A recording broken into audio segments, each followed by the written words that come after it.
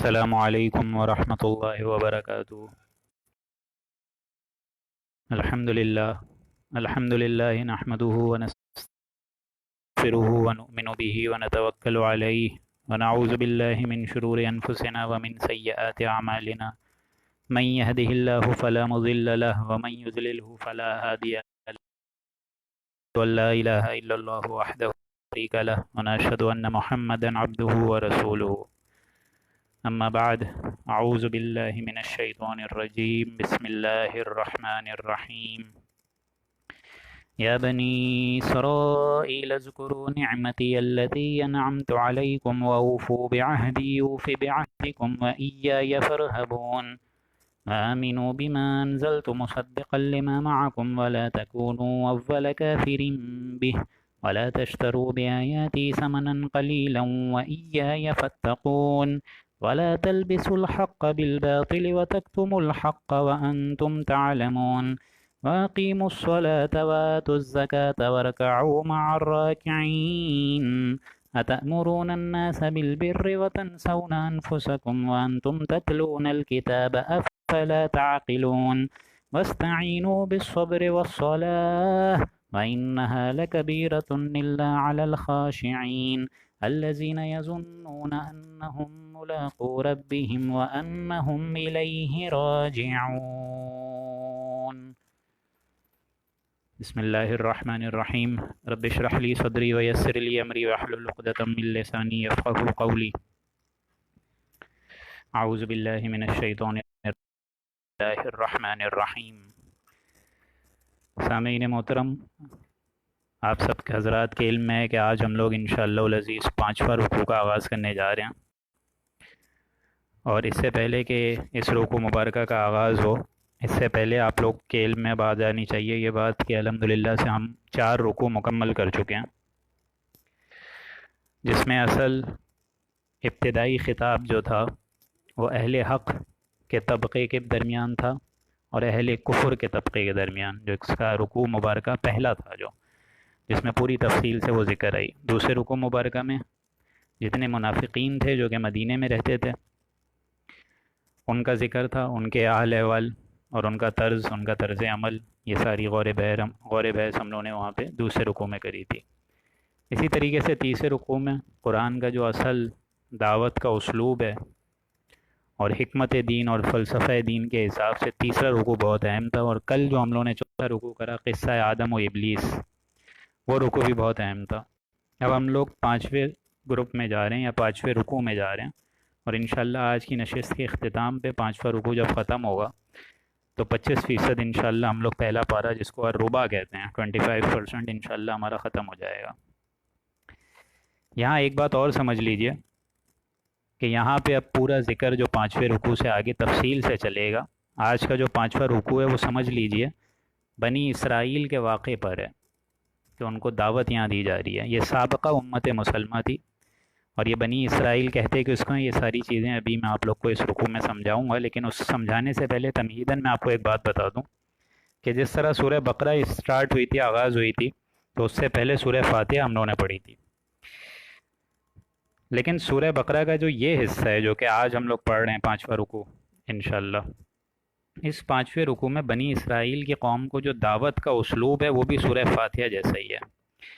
جس طرح امت مسلمہ کو دعوت دینے کا اسٹائل اور ایک دعانہ اسٹائل جو کہ آپ لوگ نے غور کرا ہوگا سورہ فاتحہ کی نشست میں، لہٰذا یہاں پہ جو 5ویں رکوع کے بعد جو کل سے 6واں رکوع ہم لوگ پڑھیں گے، آج کا اور کل کا رکوع ملا کے، لیکن آج کا رکوع جس طرح سورہ فاتحہ ایک اوپننگ چیپٹر تھا امت مسلمہ کے لیے، اسی طریقے سے بنی اسرائیل کا جو اوپننگ چیپٹر ہے سورہ بقرہ کا، یہ 5واں رکوع ہے۔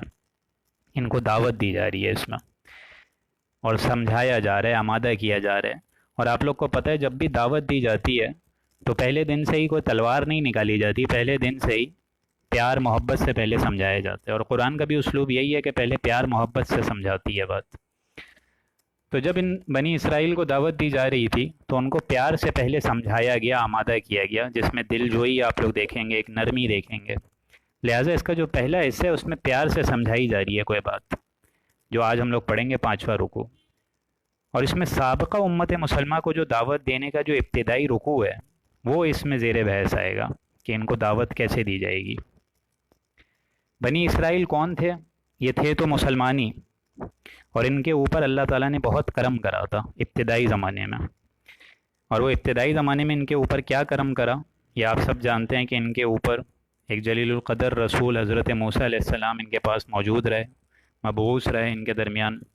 پھر ان کو اللہ تعالیٰ نے کتاب جیسی عظیم نعمت دی، تورات، جس کو قرآن کہتا ہے فیہ ہدی و نور، کہ ہدایت اور نور تھی، ہے بھی اسی طریقے سے تورات، زبور، انجیل، اللہ تعالیٰ کی طرف سے واضح ہدایت تھی، موجود تھی۔ اس میں لوگوں نے کافی تحریفیں کرنی، لیکن ابتدائی جو اللہ تعالیٰ نے یہ کتاب نازل کری ہیں اپنے پیغمبروں پہ، اس میں بھی نور تھی موجود، نور تھا موجود۔ اور دوسری بات یہ کہ ان کے پاس بڑے بڑے علماء موجود تھے، جو کہ یہود کے بہت بڑے بڑے علماء تھے۔ بعد میں انہوں نے اپنی سرکشی کری، وہ ایک الگ مسئلہ ہے، وہ بھی انشاءاللہ آپ لوگ آج اس رکوع میں پڑھیں گے۔ لہٰذا یہاں پہ دو طبقے ہیں، ایک تو بنی اسرائیل جو کہ ابتدائی سابقہ امت مسلمہ تھی، وہ بھی مسلمان تھے، حضرت موسیٰ علیہ السلام کو ایمان لانے والے تھے، ان کے پاس بڑے بڑے علماء تھے۔ اور جو دوسرا گروپ تھا وہ تو ہم لوگوں نے پہلے رکوع میں سورہ بقرہ کے پڑھ لیا کہ وہ جو حضور صلی اللہ علیہ وسلم کو ماننے ہی والے نہیں تھے، تو وہ تو کافر تھے۔ تو یہ جو پورا بنی اسرائیل کا واقعہ آ رہا ہے، یہ پورا حضور صلی اللہ علیہ وسلم کی بعثت سے بہت پہلے کا واقعہ ہے۔ لہٰذا آج امت مسلمہ جو ہم لوگ ہیں، جو اپنے فرض منصبی کو بھولی بیٹھی ہے، جس کو میں کہتا ہوں کہ ہم یہ بھی بھول گئے ہیں کہ شاید ہم لوگ کچھ بھول چکے ہیں، غافل ہیں، اور اس میں غفلت اس درجے تک پہنچ گئی ہے کہ ہم لوگ دنیا کی اور قوموں کی طرح ایک قوم بن کے رہ گئے ہیں۔ تو یہ لہٰذا اگر ایک دعوت یا دائی کھڑا ہوگا جو کہ پوری اس امت کو لے کے چلے گا، تو سب سے پہلے اس امت کو سنوارنا ہوگا، اس امت کو دعوت دینی پڑے گی، اس امت کو ٹھیک کرنا پڑے گا۔ اس لیے کیونکہ دین جو اسلام ہے، اس دین اسلام کو دنیا تو پہچانے گی مسلمانوں کے اخلاق سے، امت کے حوالے سے، جس کو کہتے ہیں physician heals by itself. تو پہلے یہ امت تو ٹھیک ہو نا، یہ خود صحیح ہوگی تو دنیا کو دعوت دکھا سکے گی نا۔ اگر یہ خود ہی خراب ہے تو یہ دنیا کو کیسے دعوت دکھا سکے گی، کس طرف خیر اور بھلائی کے راستے پہ لا سکے گی؟ تو پہلے اس امت یعنی امت مسلمہ کو صحیح ہونا پڑے گا، اور پھر اس امت مسلمہ کے صحیح ہونے کا جو اصل منصب ہے وہ کیا ہے کہ اللہ کا جو نظام ہے وہ اس روئے زمین پہ قائم ہو، اور ہم لوگ اللہ تعالیٰ اس کو قائم کرنے کا آپ دعا کریں کہ انشاءاللہ یہ جو ہماری قسم کی کوشش ہے اللہ تعالیٰ اس کو قبول کرے، اور اس کے ذریعے سے ہی کیا پتہ اللہ تعالیٰ اس نظام کو انشاءاللہ غالب کرنے میں ہماری آپ سب کی مدد کے ذریعے سے یہ سارا کام ہو جائے انشاءاللہ۔ لہٰذا ابھی تک تو اسی امت مسلمہ میں کوئی ایسا شخص کھڑا نہیں ہوا جس نے بولا ہو کہ میں نے پورا اسلام جو ہے اپنے اسٹیٹ میں قائم کر دیا، not even a single inch. آج پوری روئے زمین میں ایک سنگل انچ کی بھی جگہ نہیں ہے کہ جہاں ہم لوگ فخر سے بول سکیں کہ come and see with your own eyes that this is Islam, this is the politico socio economic status of Islam, this is the judiciary of Islam, this is the parliament of Islam, never. لہٰذا اس امت مسلمہ کو جو دعوت دینے کا جو اصل اسلوب ہوگا وہ ان 7 آیات میں آ رہا ہے جو آج ہم لوگ پڑھیں گے، 40 سے 46 جو پوری آیات ہیں۔ آج ہم لوگ اس طریقے سے اس رکوع مبارکہ کو منفرد بنا سکتے ہیں کہ جو آج امت مسلمہ کو دعوت دینے کا جو اصل اسلوب ہوگا، جو اصل طریقہ کار ہوگا، وہ کیا ہوگا؟ وہ آپ لوگ کو اللہ تعالیٰ ایک آئینہ بتائے رہے کہ اس سے پہلے بنی اسرائیل کو، جو امت مسلمہ پہلے کی سابقہ امت مسلمہ تھی، اس کو اللہ تعالیٰ نے کس اسٹائل میں دعوت دی، اور اس کے اندر پھر کیا کیا خرابیاں ہوئیں، ایسی خرابیاں جو کہ پھر اللہ کے غضب کا مستحق بنانے پہ مجبور کر دیا گیا اس قوم کو۔ تو یہ بہت اہم رکوع ہے، اس کو آپ لوگ پلیز اس طریقے سے مت سمجھیے گا کہ یہ تو پچھلوں کی داستانیں اور پچھلوں کی کہانیاں ہیں اور ہمارا اس سے کوئی سروکار نہیں ہے، ایسا نہیں ہے۔ یہاں ایک آئینہ دکھایا جا رہا ہے امت مسلمہ کو کہ تم سے پہلے بھی ایسی ایک امت موجود تھی، ہم سے بھی پہلے ایک ایسی امت موجود تھی جن کو اللہ تعالیٰ نے ہم سے بھی زیادہ فضیلت دی تھی، لیکن محض ان کی شرارتوں کی وجہ سے، ان کی سرکشی کی وجہ سے، ان کی ہٹ دھرمی کی وجہ سے، ان کے تکبر اور تعصب کی وجہ سے اللہ تعالیٰ کے پھر وہ غضب کا مستحق بنی۔ تو اس رکوع مبارکہ میں آپ لوگ کو یہ ساری اللہ تعالیٰ کی دعوت دینے کا ایک اسٹائل نظر آئے گا۔ دوسری بات میں آپ لوگ کو بتا چکا ہوں کہ اس کو صرف قصے کہانی کے حساب سے مت پڑھیے گا پلیز، کیونکہ یہ بات آپ لوگ سمجھ لیجئے کہ قرآن شریف تاریخی کتاب نہیں ہے، اگرچہ اس میں تاریخ کے بہت سارے پہلوات آئے ہیں، بہت پہلو نظر آئیں گے آپ لوگوں کو، کہ حضرت موسیٰ علیہ السلام کا واقعہ نظر آئے گا، حضرت نوح علیہ السلام کا، حضرت یونس علیہ السلام کا، پھر آخری پاروں میں آپ لوگ کو بہت ساری قوموں کا نظر آئے گا واقعہ. لیکن یہ ساری جو چیزیں ہیں، اس کو یوں سمجھیے کہ یہ قصہ کہانی کی کتاب نہیں ہے. یہ قرآن کا جو اصل موٹیو ہے وہ ہے انسانوں کی ہدایات. تو اس ہدایت میں اللہ تعالیٰ نے ایک نقشہ کھینچ کے بتایا ہے پچھلی امت کا، جس کو امت مسلمہ سابق اسرائیل. اور یہ بات سمجھ لیجئے، کیونکہ ابھی میں چاہ رہا ہوں کہ آپ لوگوں کے 5 منٹ اور لے لوں بنی اسرائیل کے واقعات کو سمجھنے کے لیے، ورنہ آپ لوگ کو یہ رکوع مبارکہ سمجھ نہیں آئے گا. یہ بنی اسرائیل تھے کون، یہ سمجھیے. اسر نکلا ہے قیدی سے، اسر قیدی کو کہتے ہیں. تو اللہ کی عبادت میں بندہ ہوا ایسا قیدی جو کہ اس کی عبادت کرنے پہ ایک دم ہمہ تن موجود ہو. بنی اسرائیل، اسرائیل کے بچے، یعنی وہ قیدی جو کہ اللہ کی عبادت اور اللہ کی بندگی میں ایک معاہدے سے جڑا ہوا ہو، بندہ ہوا ہو، قیدی ہو اس کا. اور یہ لقب تھا حضرت یعقوب کا، جن کے 12 بیٹے تھے، ان سے یہ نسل چلی ہے. امت مسلمہ کی جو نسل چلی ہے وہ حضرت ابراہیم علیہ السلام سے حضرت اسماعیل سے چلی ہے. تو یہ ایک چھوٹا سا معمولی فرق ہے اسماعیل اور اسرائیل.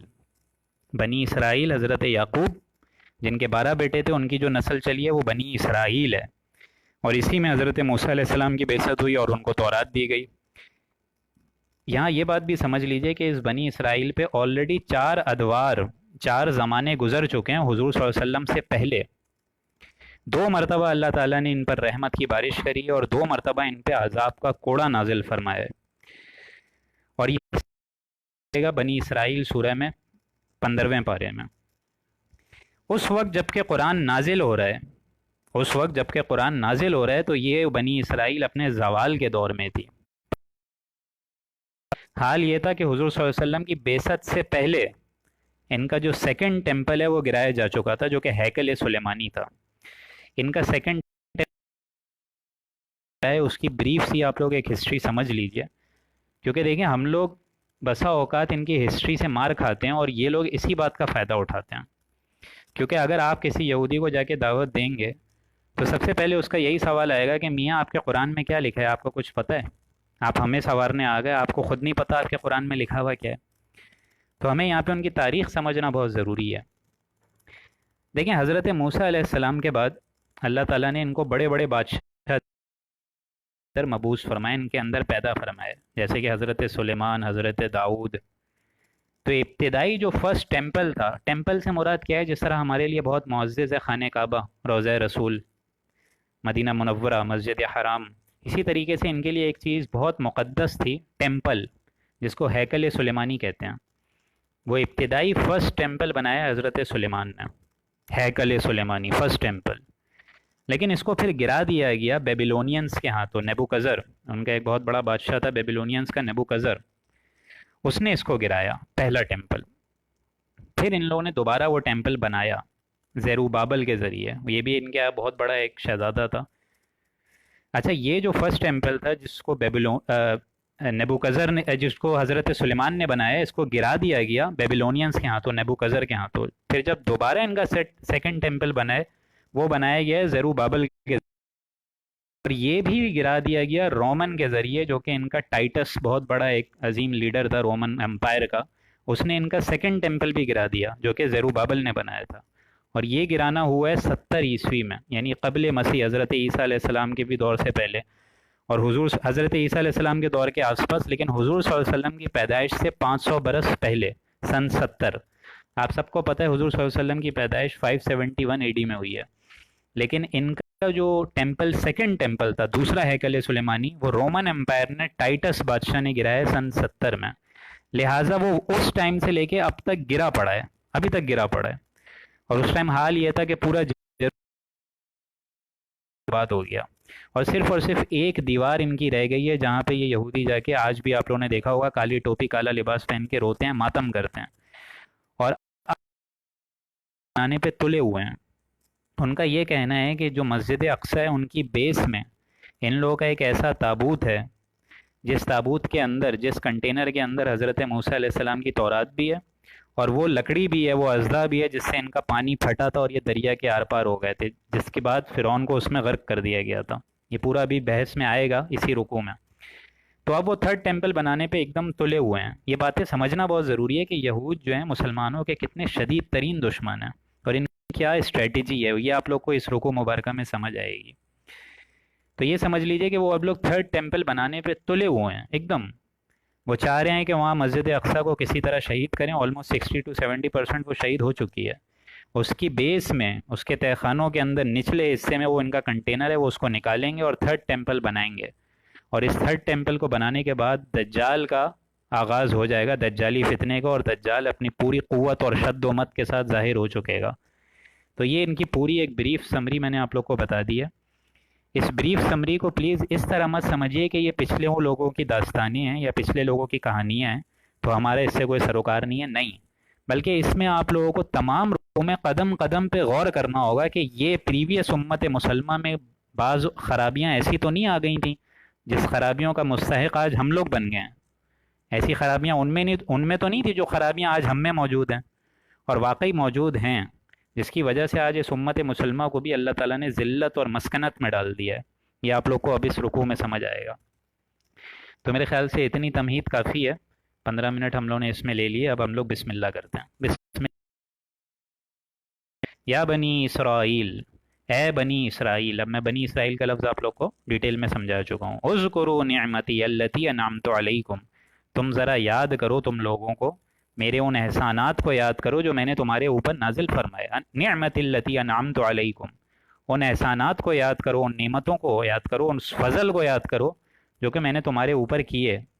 اب انعام کیا کیا تھے اللہ کے؟ ان کو کتاب دی، تورات۔ یہ بات الگ ہے کہ اس میں بہت تعریفیں کر دی لوگوں نے، لیکن اللہ تعالیٰ کی طرف سے تو کتاب ایک دم فیہ ھدی و نور، ہدایت اور نورانی کتاب تھی وہ بھی۔ اس کتاب کے علاوہ اللہ تعالیٰ نے ایک اور انعام ان پہ کیا کہ نبوت سے ان کو سرفراز کرا۔ حضرت موسیٰ علیہ السلام جیسے اعلیٰ نبی ان کو دیے گئے، پیغمبر دیے گئے۔ اس کے باوجود 2000 سال ان پہ ایسے گزرے کہ نبوت کا تار کبھی ٹوٹا ہی نہیں۔ اس کے علاوہ شریعت دی، کتاب دی، جینے کا ایک ڈھنگ سکھایا۔ ان کے اندر حضرت سلیمان، حضرت داؤد علیہ السلام جیسے بڑے بڑے بادشاہ اٹھائے۔ یہ ساری کی ساری اللہ تعالیٰ کی نعمتیں تھیں۔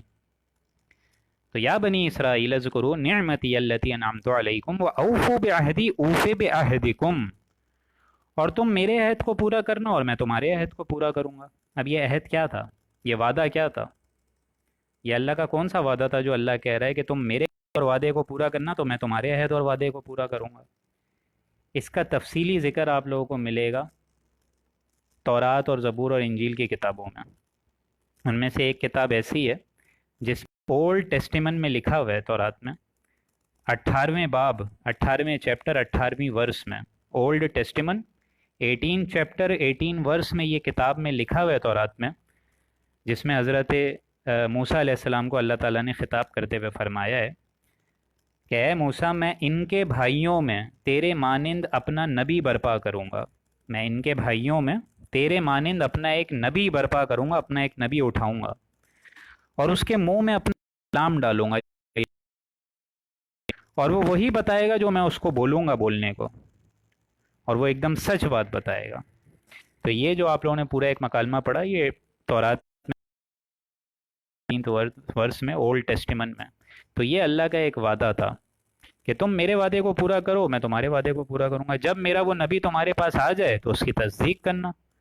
جب حضور صلی اللہ علیہ وسلم تمہارے مابین آ جائیں، مبعوث ہو جائیں 571 AD میں، تو ان کو ماننا، ان کا کہا ٹہلانا نہیں، ان کا کہا جو ہے وہ ایک دم اس کو تسلیم کرنا۔ تو وَأَوْفُوا بِعَہْدِي أُوفِ بِعَہْدِكُمْ، تم میرے وعدے اور عہد کو پورا کرنا، حضور صلی اللہ علیہ وسلم پر ایمان لانا، ان کے لیے کمر کس لینا، وہ جو بیان دیں، جو حکم دیں، اس کے آگے لبیک کہنا۔ وَأُوفِ بِعَہْدِكُمْ أُوفِ بِعَہْدِكُمْ، تو میں بھی تمہارا عہد پورا کروں گا، تم کو پھر ذلت سے نکال کے وہ اعلیٰ ترین مرتبے پہ فائز کر دوں گا۔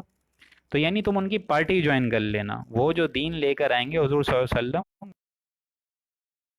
اب شریعت موسوی کا اختتام ہو رہا ہے، اب شریعت محمدی کا آغاز جا رہا ہے، تو اب تم لوگ اس شریعت محمدی پہ عمل کرنا۔ تو یہاں یہ بات سمجھ لیجئے، کافی لوگ مجھ سے پوچھتے ہیں کہ وہ لوگ بھی پرانی امت جو تھے وہ مسلمان تھی، بالکل وہ بھی مسلمان تھی، لیکن یہاں شریعت کا فرق ہوتا ہے۔ دیکھیں جو رسول آئے ہیں اللہ کے، ان کا ایک ہی حکم تھا کہ میری اتباع کرو اور اللہ کا کہنا مانو. لہٰذا دین تو شروع سے لے کے آخر تک مسلمان ہی رہا ہے، اسلام ہی دین رہا ہے، لیکن شریعتیں بدلتی گئیں. جس طرح حضرت موسیٰ علیہ السلام کے دور میں کافی چیزیں ایسی تھیں جو کہ حضرت محمد کے دور میں نہیں ہیں. حضرت عیسیٰ علیہ السلام کے دور میں کافی چیزیں ایسی تھیں جو کہ حضرت محمد علیہ السلام کے دور میں اب وہ اور زیادہ ہو گئی ہیں. تو یہ باتیں سمجھ لیجئے کہ دیر از اے ڈفرینس بٹوین شریعت اینڈ دین. تو یہاں اللہ تعالیٰ بھی اسی شریعت کو مخاطب کرتے ہوئے فرما رہا ہے وہ اوفو بعہدی اوف بعہدکم، تم میرے عہد کو پورا کرنا، میں تمہارے عہد کو پورا کروں گا. وَإِيَّایَ فَارْہَبُونَ، اور اے بنی اسرائیل صرف مجھ سے ڈرنا اور کسی سے مت ڈرنا. کہیں ایسا کہ تم لوگ رائے حق سے منحرف ہو جاؤ، سیدھے راستے سے ہٹ جاؤ، کجی اختیار کر لو، نہیں، مجھ سے ڈرنا. وَآمِنُوا لِمَا مَعَكُمْ، اور ایمان لانا اس یعنی قرآن شریف، مصدقا لما معکم ولا تکونوا اول کافر بہ، اور وہ قرآن شریف ایسی چیز میں نازل بھی گواہی دے گا کہ ہاں بات سچ ہے، مصدقا لما معکم، جو کہ سچ بات بتلانے والی کتاب ہے اور سچ لے کر آئے گی. یہاں یہ بات سمجھ لیجئے کہ اللہ تعالیٰ یہاں یہ فرما رہا ہے کہ قرآن، اس کے دو معنی، یہ جو کتاب تمہارے پاس تورات ہے اس کی تصدیق کرتے ہوئے بھی قرآن آیا ہے. یعنی قرآن تصدیق کرتا ہے تورات کی اور انجیل کی. جس طرح آپ لوگ قرآن میں پڑھیں گے کہ اس سے پہلے ہم نے جتنی کتابیں نازل کری، تورات، زبور، انجیل، اس میں بھی ہدایت تھی، اس میں بھی نور تھی. تو قرآن بھی اٹ سیلف گواہی دیتا ہے کہ وہ کتابیں بھی اللہ کی طرف سے آئی تھیں، اور قرآن پیشن گوئیوں کا مصداق بن کر آئے ہیں جو تورات اور انجیل میں لکھی ہوئی ہیں، ورنہ وہ پیشن گوئیاں تو جھوٹی ثابت ہوتی ہیں.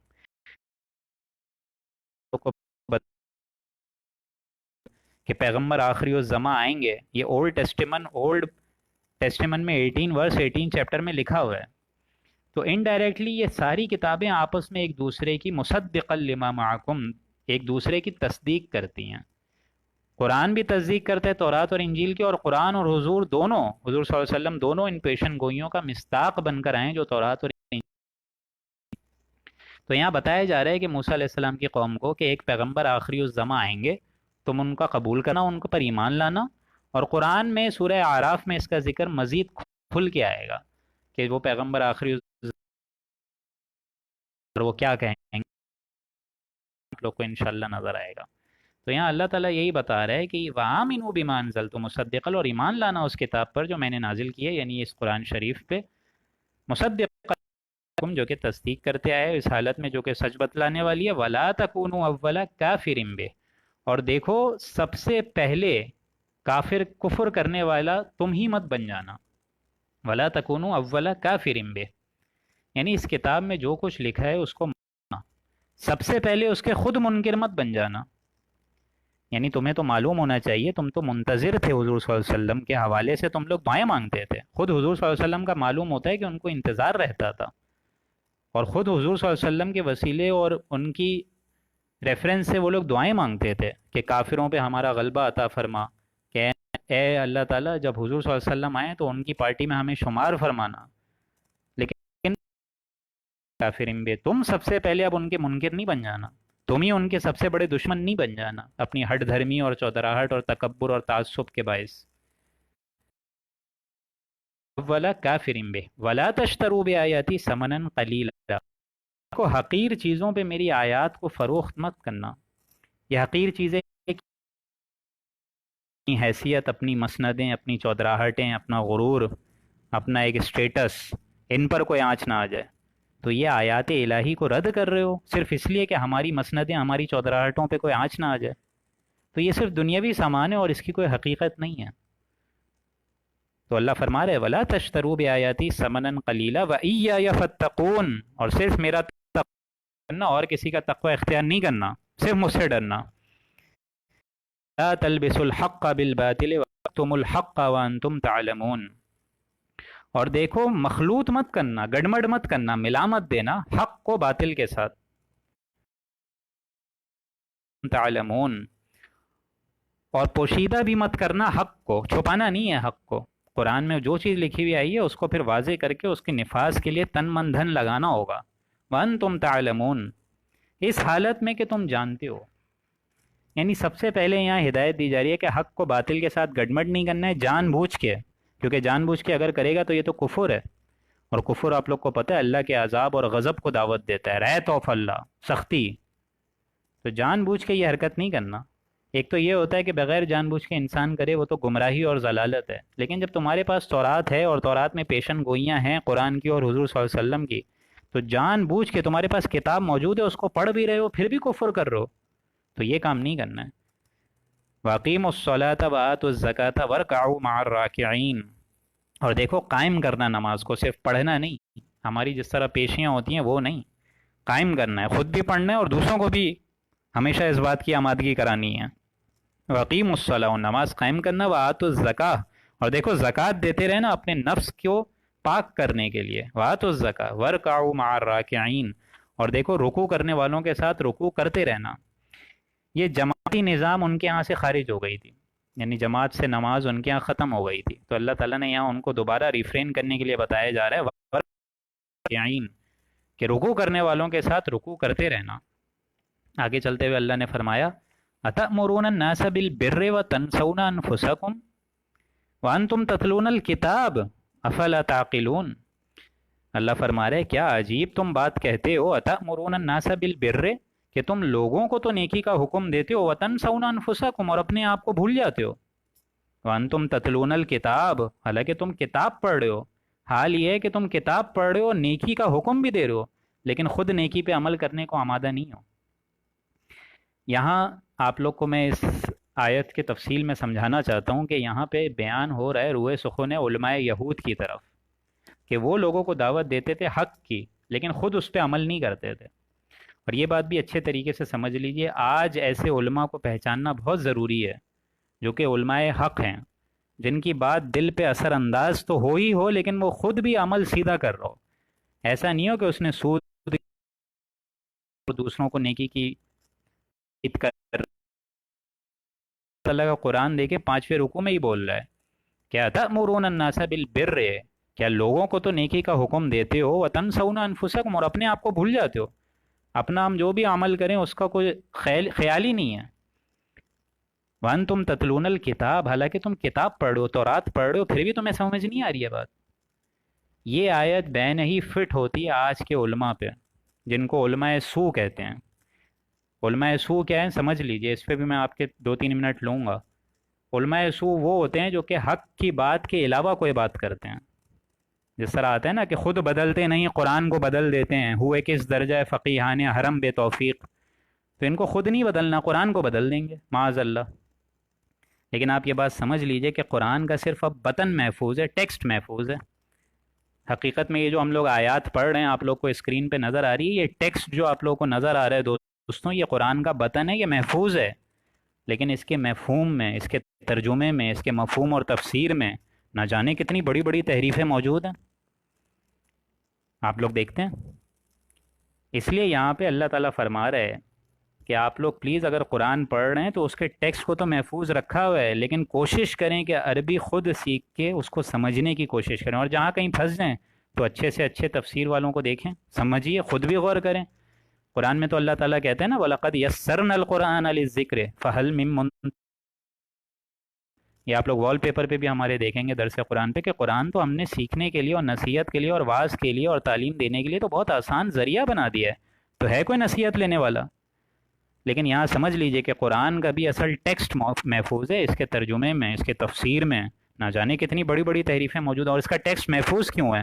کیونکہ اللہ نے اس کا ذمہ خود لیا، وَإِنَّا نَحْنُ نَزَّلْنَا الذِّكْرَ وَإِنَّا لَهُ لَحَافِظُونَ، کہ ہم ہی اس قرآن کو نازل کرنے والے ہیں اور ہم ہی اس کی حفاظت کریں گے.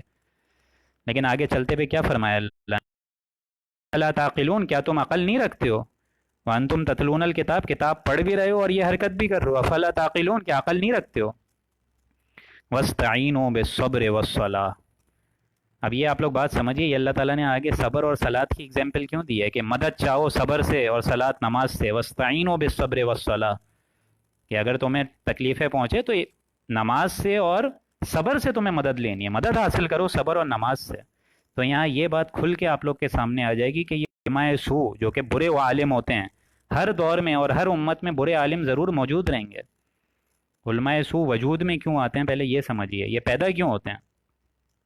جب وہ دنیا کے ایجنٹس بن کے رہ جائیں، معاذ اللہ میں ایک برا لفظ استعمال کر رہا ہوں، جب وہ دنیا کے کتے بن کے رہ جائیں اور وہ دین کو صرف اور صرف دنیا کے نام پہ بدنام کریں، یعنی ان کے اصل اندر جو محبت ہے وہ دنیاوی محبت ہے.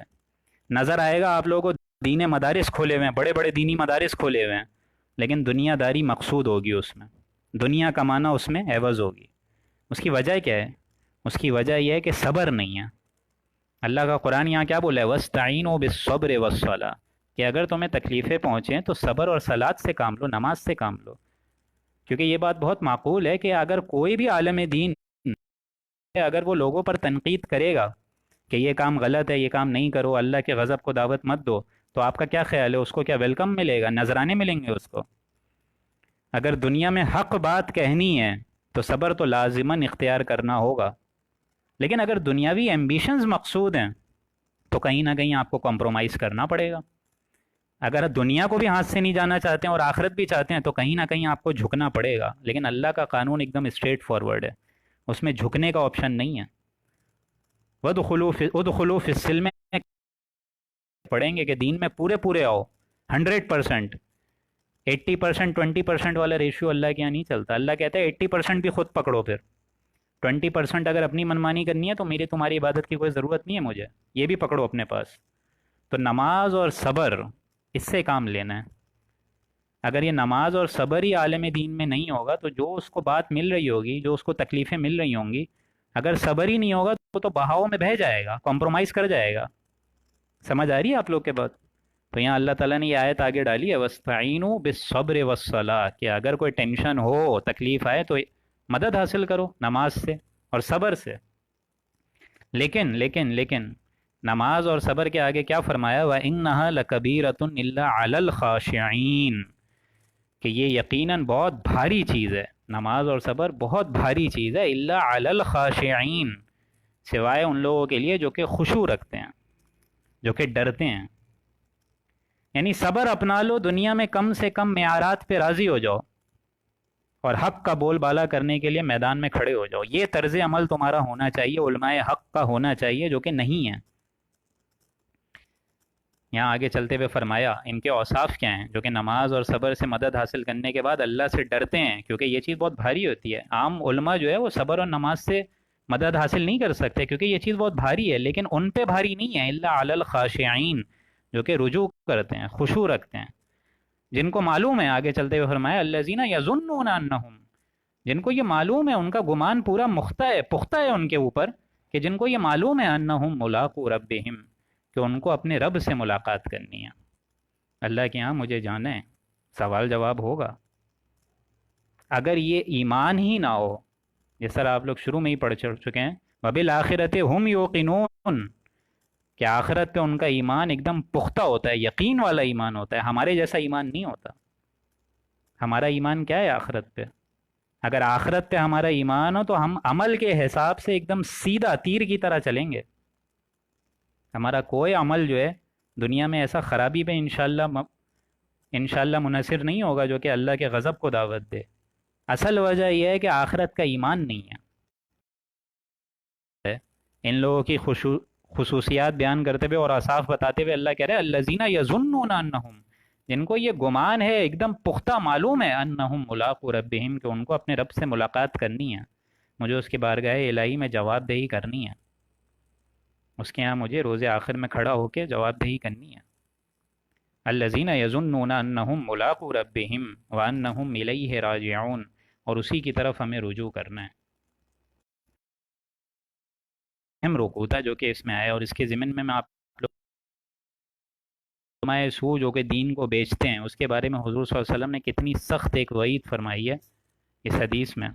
اس حدیث کے راوی حضرت علی، انہوں نے فرمایا کہ حضور صلی اللہ علیہ وسلم نے فرمایا کہ اندیشہ ہے کہ لوگوں پر ایسا زمانہ بھی بہت جلد آ جائے گا، یعنی میری امت مسلمہ، یہ جو ابھی آپ لوگ کو نظر آ رہی ہے، اس پہ بہت جلد ایک ایسا معاملہ اور ایک ایسا دور آ جائے گا. اندیشہ ہے کہ لوگوں پر ایسا زمانہ بھی آ جائے گا. اب آپ لوگ گنتے رہیے گا. یبقى من الاسلام الا اسمہ، کہ اسلام میں اس کے نام کے علاوہ کوئی چیز باقی نہیں رہ جائے گی. صرف اسلام میں نام رہ جائے گا اور کوئی چیز باقی نہیں رہے گی۔ ولا يبقى من القرآن الا رسمه، اور قرآن میں اس کے رسم الخط، اس کے الفاظ، اس کے ٹیکسٹ، اس کے بطن کے علاوہ کچھ باقی نہیں بچے گا۔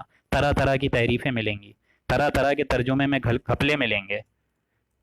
ولا يبقى من القرآن الا رسمه، رسم الخط، الفاظ کے علاوہ۔ مساجدهم عامرۃ وہی خراب من الہدی، اور ان کی مسجدیں آباد تو بہت ہوں گی لیکن ہدایت سے خالی ہوں گی، اس میں ہدایت نہیں ہوگی۔ بڑے بڑے لاکھ لاکھ لوگ مسجد میں نظر آ رہے ہوں گے، عبادت کر رہے ہوں گے، لیکن اصل میں مسجدیں ہدایت سے خالی ہو جائیں گی۔ وعلماءهم وهم شر من تخت ادیم السماء من عندهم، اور ان کے علماء، ان کے جو بڑے بڑے عالم ہیں، یعنی امت مسلمہ کے، ان کے جو بڑے بڑے عالم ہیں، آسمان کی چھت کے نیچے کے سب سے بدترین انسان ہوں گے، سب سے بدترین اور سب سے خراب انسان ہوں گے۔ یہ علماء کو مخاطب کر کے فرمایا جا رہا ہے۔ تخرج الفتنۃ وفیہم تعود، فتنہ انہی کے اندر سے برآمد ہوگا اور انہی میں گھس جائے گا۔ آج ممبر رسول پہ موجود ہر شخص تو میں نہیں کہوں گا، لیکن کافی شخص، بہت کم تعداد ایسی ہے جو کہ ممبر رسول کو صحیح طریقے سے استعمال کر رہے ہیں، لیکن آج میجورٹی علماء ممبر رسول سے آگ برسانے پہ مجبور ہو گیا ہے۔ ہر ممبر رسول سے معاذ اللہ ہر عالم، میجورٹی جو عالم ہے وہ آگ برسا رہے ہیں، وہ اپنی اپنی لسانیت کو، اپنی اپنی فرقے واریت کو جنم دے رہے ہیں، آگ دے رہے ہیں۔ ان تفریقوں سے اٹھنے کی ضرورت ہے دوستوں، ان درجوں سے اٹھنے کی ضرورت ہے، ان ساری حرکتوں سے اوپر آنے کی ضرورت ہے۔ آج کوئی بھی عالم دین قرآن نہیں سکھا رہا، اس کے علاوہ جو چیز آ رہی ہے، سمجھ میں آ رہی ہے، بتائے جا رہے ہیں، بولے جا رہے ہیں۔ قرآن جو کہ عظیم کتاب اللہ تعالیٰ نے 1450 سال پہلے نازل فرمائی حضور پہ، اس کے علاوہ ممبر رسول پہ ہر کتاب بیان کی جا رہی ہے سوائے قرآن کے۔ تو یہ دیکھیں پوری کی پوری حدیث فٹ بیٹھتی ہے کہ فتنہ انہی کے اندر، ان علماء جو سو ہیں انہی کے اندر سے برآمد ہوگا اور انہی میں گھس جائے گا، جگہ جگہ وہ فرقہ واریت پھیلا رہے ہوں گے۔ یہ حال ہے، اس فرقہ واریت سے دوستوں اٹھنے کی ضرورت ہے۔ اور یہودی بھی یہی چاہتے ہیں کہ آپ 30 لاکھ ہو، بھلے حج کرتے رہو، سال میں ایک بار آؤ، حج کر کے چلے جاؤ، ہمارا کیا ہے، ہمارا کچھ بگاڑ تھوڑی رہے ہو۔ نمازیں ہیں کھلی ہوئی ہیں، ٹھیک ہے، مسجدیں ہیں، جاؤ پڑھ کر آؤ، روزے ہیں 1 مہینے رمضان کے رکھو، پورے کرو، سو جاؤ، ہاں لیکن نظام تمہارا نہیں چلے گا، نظام ہمارا چلے گا، کفرانہ نظام چلے گا، اللہ کا نظام نہیں چلے گا۔ تو آپ ذرا خود اپنے دلوں میں جھانک کے دیکھیں، یہ اللہ کی ذات سے کتنی بڑی بغاوت ہے کہ ہم لوگ پرائیویٹ زندگی میں اللہ اکبر بول رہے ہیں، اور جو عام سطح ہے اس پہ اللہ کو بڑا کر ہی نہیں رہے ہیں۔ وَكَبِّرْهُ تَكْبِيرًا، سورہ بنی اسرائیل کے اختتام میں آپ پڑھیں گے کہ اللہ کو بڑا کرو جیسا کہ بڑا کرنے کا حق ہے، تم نے بس مسجدوں میں بڑا کر دیا اپنا۔ Where is the politico socio economic status of Islam, where is the judiciary of Islam, where is the parliament of Islam. معلوم ہوتا ہے کہ اللہ تو معاذ اللہ اس دنیا میں جو احکام ہے اس کے فالو تو نہیں ہو رہے ہیں۔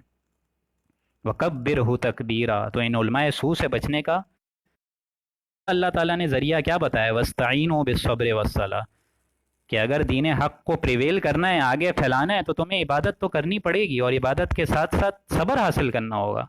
یہ چیزیں تمہیں مضبوط رکھیں گی، ٹکا کے رکھیں گی، تاکہ تمہارا عمل سیدھا رہے۔ یہ نماز اور صبر ہی تھا نا جو حضور صلی اللہ علیہ وسلم کے اندر کوٹ کوٹ کے بھرا ہوا تھا، جس کی بیس پہ آپ کو مکہ چھوڑ کے مدینہ جانا پڑا۔ خود حضور صلی اللہ علیہ وسلم روتے ہوئے گئے وہاں سے، دارالہجرہ سے، مکے سے مدینہ کی طرف، اور مکے کو مخاطب کرتے ہوئے فرمایا ہے کہ اے میرے مکہ تو مجھے بہت عزیز ہے، لیکن میں کیا کروں کہ تیرے رہنے والے مجھے یہاں رہنے نہیں دیتے ہیں، تیری عبادت نہیں کرنے دیتے ہیں مجھے، میں کیا کروں۔ خود ان کو بھی مجبور کرنا پڑا اس چیز پہ کہ اب آپ جائیے یہاں سے، لیکن یہ وَاسْتَعِينُوا بِالصَّبْرِ وَالصَّلَاةِ کہ ان نماز تھی۔ الَّذِينَ يَظُنُّونَ أَنَّهُمْ مُلَاقُو رَبِّهِمْ، ان لوگوں کا گمان ہوتا ہے اس چیز پہ کہ ان کو اللہ کے روبرو کھڑا ہونا ہے، ان سے ملاقات کرنی ہے، وَأَنَّهُمْ إِلَيْهِ رَاجِعُونَ، اور اسی کی طرف رجوع کرنا ہے۔ یہاں الحمدللہ ہمارا 5واں رکوع پہنچا، اور الحمدللہ 6واں رکوع ہم لوگ کل انشاءاللہ کریں گے آغاز۔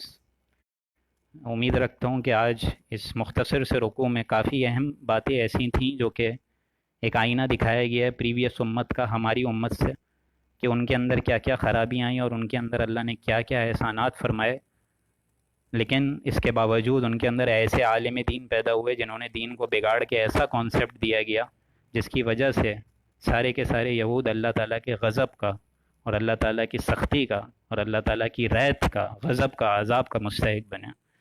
کل سے انشاءاللہ ہم لوگ چھٹے رکوع میں اس کا پورا تصور پڑھیں گے اور پوری تفصیل سے اس کا ایک ذکر آئے گا۔ اللہ تعالیٰ ہمارے اوپر جتنا ہم نے قرآن کا یہ رکوع پڑھا ہے اس کو سمجھنے عمل کرنے کی توفیق دے۔ بارک اللہ لنا ولکم فی القرآن العظیم ونفعنی وإیاکم بالآیاتہ والذکر الحکیم، صدق اللہ العظیم۔